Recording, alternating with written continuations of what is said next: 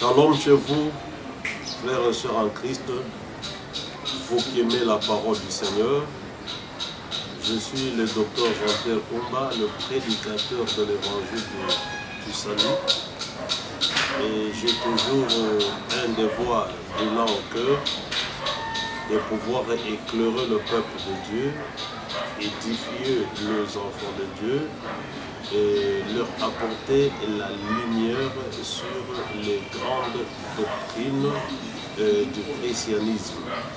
En bref, le christianisme est une doctrine noble, l'enseignement de Jésus-Christ. Comme Jésus l'avait prédit, il y aura plusieurs faux docteurs, plusieurs faux prophètes, plusieurs faux Christ qui vont venir dans le monde pour détourner la foi de plusieurs. C'est ainsi qu'aujourd'hui le Saint-Esprit nous excite à partager avec vous un sujet très sensible qui parle d'un prophète majeur. Il y a les gens qui ont semblé multiplier les concepts de plusieurs prophètes majeurs dans la parole, alors que lorsque nous méditons le Sainte Écriture d'une manière intelligible, d'une manière spirituelle, la Bible entière ne nous présente que deux prophètes majeurs. Parmi les deux prophètes majeurs, nous avons l'un dans l'Ancien Testament et l'autre dans le Nouveau Testament. Un prophète majeur, dans un autre sens, c'est le grand prophète d'une dispensation. Le prophète majeur est autrement appelé un prophète dispensationaliste. C'est lui que Dieu a chargé d'amener une dispensation. La dispensation, c'est l'ensemble des lois, c'est l'ensemble des révélations, c'est l'ensemble des actes, c'est l'ensemble des grâces que Dieu donne à un prophète pour communiquer au peuple et faciliter ce peuple à entrer en contact, en alliance avec Dieu. C'est ainsi que parmi les prophètes majeurs, le premier qui est Moïse est bien lui le prophète majeur dans tout l'Ancien Testament. Il est celui qui a mené la dispensation de la loi. Derrière la dispensation de la loi, nous voyons le culte, nous voyons l'alliance, nous voyons les promesses. C'est ainsi que lorsque la Bible a parlé de Moïse comme étant prophète majeur, le moment que le frère, je disais le frère de Moïse, Aaron et Myriam, ont murmuré contre Moïse, la Bible dit Dieu a menacé Myriam, il lui a frappé de la lèpre, il a menacé Aaron qui s'est agenouillé devant Moïse pour demander pardon. Dieu a réprimé ses frères, il a réprimé cette sœur de Moïse pour lui dire que Moïse est le plus grand prophète parmi les prophètes de l'Ancien Testament. Parce que si je choisis un prophète, je me révèle à lui par les songes et par vision. Mais il n'en est pas ainsi de mon serviteur Moïse. Il voit la représentation de l'Éternel. L'Éternel descend par la Moïse comme un homme parle à son ami. Alors Moïse est le seul prophète majeur dans l'Ancien Testament. C'est bien lui qui a mené la loi. Il a mené le culte, la façon d'adorer Dieu, il a mené l'alliance et il a mené les promesses. Et tout le reste des prophètes, que ce soit le prophète Samuel, Élie, Élisée, Jérémie, Ésaïe, Ézéchiel, Daniel, jusqu'à Malachie, sont considérés comme des prophètes mineurs. Qui sont les prophètes mineurs? Les prophètes mineurs sont ceux qui répètent le prophète majeur, sont ceux qui exhortent le peuple à pouvoir suivre la loi donnée par les prophètes majeurs. Alors quand les autres prédicateurs qui n'ont pas la maîtrise des Écritures peuvent aller jusqu'à dire qu'Élie est le prophète majeur, et c'est peut-être par manque de précision, manque de connaissances exactes. Élie était le répétiteur de Moïse. Élisée était le répétiteur de Moïse. Si Élie est parvenu même à ériger l'autel sur le mont Carmel, c'est pour entraîner le peuple de Samarie à suivre la loi que Moïse leur avait donnée. Tous les prophètes de l'Ancien Testament répétaient la loi que Moïse avait donnée. Alors, Moïse est le seul prophète majeur dans l'Ancien Testament. Dans le Nouveau Testament, les prophètes majeurs, c'est le seul Jésus-Christ de Nazareth.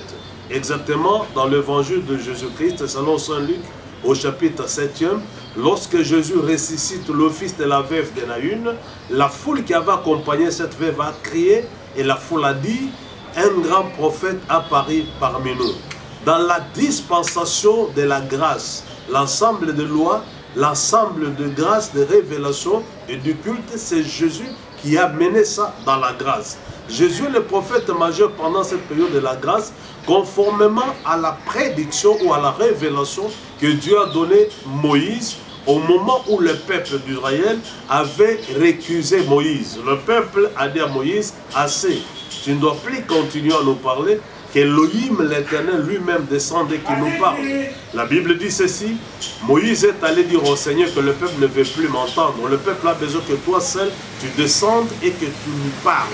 C'est ainsi que Dieu dira à Moïse, va sanctifier le peuple pendant 3 jours et que personne ne touche sa femme, qu'une femme ne touche son homme, qu'ils se sanctifient, qu'ils enlèvent leurs ornements, qu'ils avancent au bas de la montagne de Sinaï.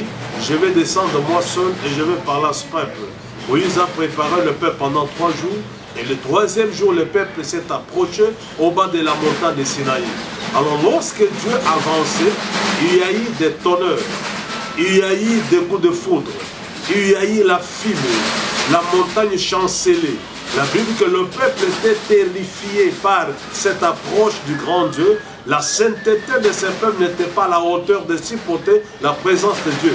C'est ainsi que le peuple a crié vers Moïse pour dire, non Moïse, toi va auprès de l'Éternel, qu'il te dit ce qu'il a nous dit, que tu viens nous rapporter.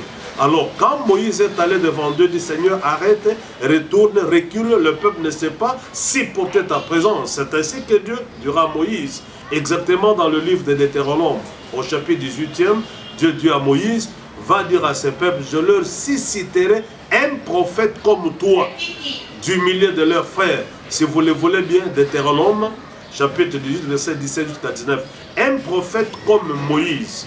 Et je mettrai mes paroles dans la bouche de ces prophètes. Et quiconque n'écoutera pas ces prophètes sera exterminé du milieu de son peuple.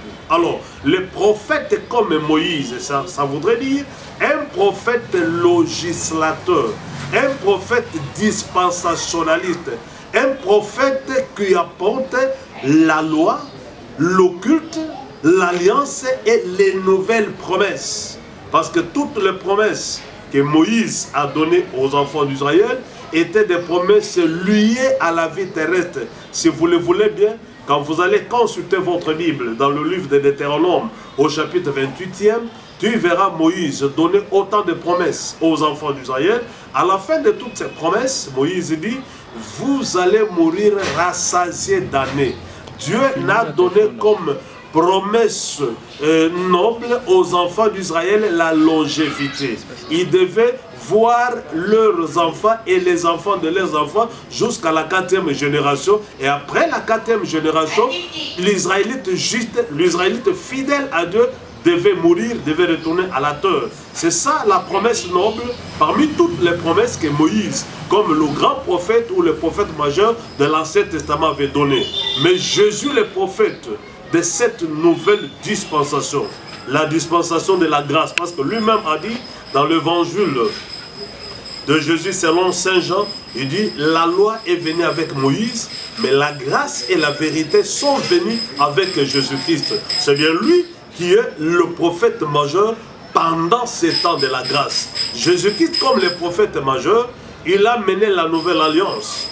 Un jour, les disciples l'ont vu prendre la coupe du vin et rendre les actions de grâce, dire c'est vin et les symboles. Moi je vous dis, Moïse vous a dit, si quelqu'un commet l'adultère et couche avec une femme d'autrui, il a commis l'adultère. Mais moi je vous dis, quiconque envie une femme d'autrui a déjà commis l'adultère avec lui. Jésus a mené une nouvelle loi que Moïse n'avait pas donnée aux enfants d'Israël.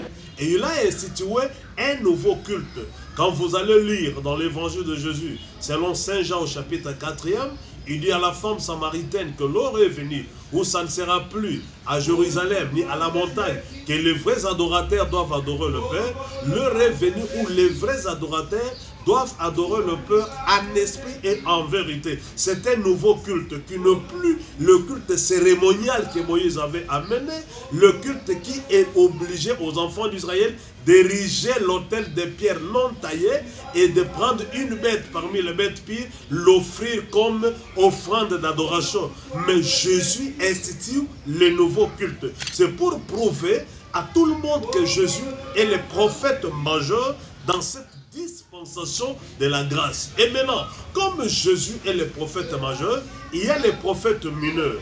Les prophètes mineurs sont les 5 ministres d'Éphésiens 4:11. La Bible dit ceci, qu'il est monté au ciel, il a fait des dons aux hommes il a donné comme apôtres, aux autres comme prophètes, aux autres comme évangélistes, aux autres comme pasteurs et docteurs pour le perfectionnement des saints. Les 5 ministres à la parole sont considérés comme les prophètes mineurs parce qu'ils sont les porte-parole de Christ, ils sont les bouches de Jésus-Christ qu'il a installé au sein de l'Église pour répéter les prophètes majeurs. Que personne ne vous séduise d'aucune manière, chers frères et sœurs, pour vous dire tel est prophète majeur, tel est prophète majeur, Branham prophète majeur, Moon prophète majeur, Baha'i prophète majeur, Mahomet prophète majeur, Kimbangu prophète majeur. Non, c'est la séduction du dernier temps. Le seul prophète majeur, c'est celui qui amène la dispensation. C'est le Jésus a mené la dispensation de la grâce. Il a mené la nouvelle alliance, il a mené de nouvelles lois, il a mené un nouveau culte et plus loin, Jésus, comme le prophète majeur de la dispensation de la grâce, il a mené une nouvelle promesse que Moïse n'avait pas donnée aux enfants d'Israël. Jésus, lorsqu'il est arrivé pour prouver tout le monde qu'il est le seul prophète majeur, Jésus dit que vos cœurs ne se troublent point, croyez en Dieu, croyez en moi. Il y a plusieurs demeures dans la maison de mon Père.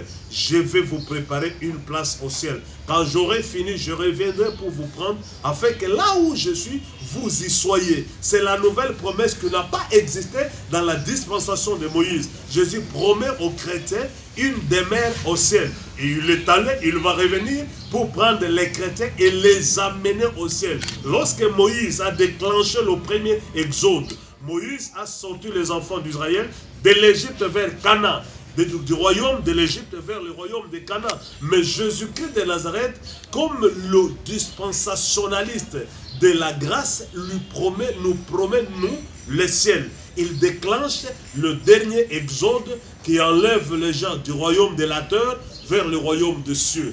Voilà, chers frères et sœurs, la vérité biblique. Nous, les Éphésiens 4, nous répétons les prophètes majeurs.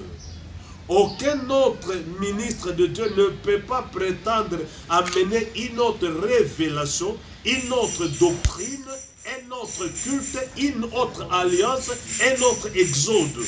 Le prophète qui a apporté l'exode, d'enlever les gens dans le royaume de la terre pour les amener dans le royaume de ciel, c'est le seul Seigneur Jésus-Christ.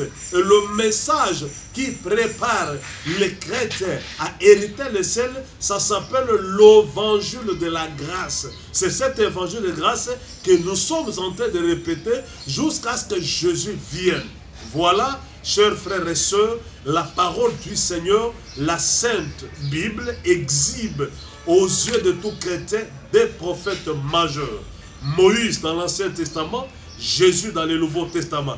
Un prophète, un majeur, lorsqu'il amène une alliance, lorsqu'il amène une dispensation, lorsqu'il amène un culte, lorsqu'il amène de nouvelles lois et lorsqu'il amène de nouvelles promesses. La promesse de l'enlèvement, c'est la promesse qui caractérise Jésus comme étant le prophète majeur. Alors quand un prophète vous dira que j'ai un message, j'ai une révélation, j'ai une prophétie, nous devons ramener toutes ces révélations, toutes ces prophéties à l'évangile de Jésus-Christ. Si cela ne concorde pas, frère, c'est le faux prophète. C'est comme certains amis Par exemple, les croyants du message du temps de la fin, qui sont en train de clamer partout que Branham a une partie du ciel. Si vous aimez Branham et que si Branham vous aime, vous entrerez dans sa partie du ciel. Et il a visité cette partie du ciel, il a trouvé son chien bien-aimé. Ça, c'est une haute séduction. Une haute séduction. Comment Branham peut prétendre avoir une partie du ciel qu'il introduira tous ses croyants? C'est un signe qui atteste l'antichristianisme de Branham, pur et simple. Jésus a dit aux chrétiens de tout le coin du monde qu'il est allé préparer une place. Quand il va finir, il vient pour prendre les chrétiens. Mais là, quand un homme vient vous dire qu'il a une partie du ciel, c'est un adversaire de Christ. Il y a eu un ciel à Branham, il y a un ciel à Jésus. Vous devez faire votre choix, frères et sœurs. Vous devez à tout prix faire votre choix, parce que la Bible dit le ciel appartient à l'Éternel et il a donné la terre aux fils des hommes. Aucune écriture de la parole de Dieu n'a pu attester la chose que Branham est en train de donner comme étant une révélation. C'est une preuve que c'est un antichrist, un séducteur. Les chrétiens authentiques, les chrétiens spirituels, les chrétiens qui ont le discernement, dès qu'ils tombent sur des citations comme ça, dès qu'ils tombent sur un soi-disant prophète qui prétend avoir une partie du ciel à sa merci et qu'il pourra introduire les gens qu'il aime, et il a introduit son chien, c'est la séduction, c'est l'apostasie, c'est la rébellion contre l'évangile du Seigneur Jésus-Christ. Le seul qui puisse sauver votre vie, il est le seul qui a laissé la tombe ouverte. Voilà tout ce que j'avais à vous dire. C'est la voix du révérend docteur Jean-Pierre Kumba, enseignant de la doctrine christocentrique et qui vous édifie.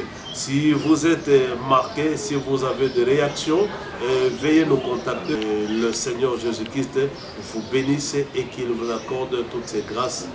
Ainsi j'ai prié. Amen.